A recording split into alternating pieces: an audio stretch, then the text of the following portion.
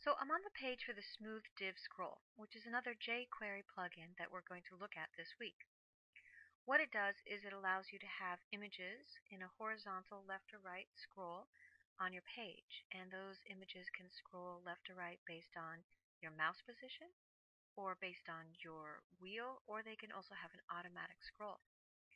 So I recommend coming to this page so you can take a look at the quick demo and you can see how this works, and you can also take a look at the code, and we're going to come back to this and you can see how you can control to make those variables change about the auto scrolling, and you can find out a little bit out about this and see some more examples of this kind of jQuery plugin. So previously I would have you go to the download option here from the Smooth Div Scroll page, but they changed a few things so it became a little more complicated. And what I recommend that you do instead is you go to Blackboard and you download the zipped file that I've put there, the Smooth Div Scroll, and you should also have the scrolling image bar document open as well to follow along. So once you've downloaded this file, unzip it and move it to your NetArt folder and define that as your root folder in Dreamweaver. So that's where I am right now. This is a starter page that I included to get you started with these images that I'm sure you recognize by now. And I'm in my NetArt folder, and my Smooth Div Scroll folder that I unzipped has been defined as my root folder. Now let's just take a look here for a moment about what came with this, what you actually need and what you don't need if you wanted to include a scrolling image bar on one of your websites.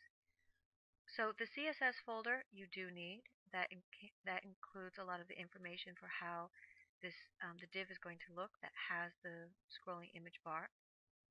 The images folder you also need because that has the little images for the icons if you're going to use cursors and arrows. And the most important folder is the JS folder because jQuery is a JavaScript library, and so you need the original JavaScript, and that's what's here. They're all JS files. The other folders that came here, Gallery 2 and Photos, are just the folders that I have set up to be able to grab some of my stock images to use as examples here. So this is our starter page, and what we have is a div with multiple images in it. If I just preview this page right now, you can see that it looks quite different. Once it applies the jQuery plugin, we no longer see a stack, we just have a horizontal bar. And when I put my mouse over, they start to scroll until I come to the end of my images. So that's one of the things we're going to change so that it can be a continuous scroll.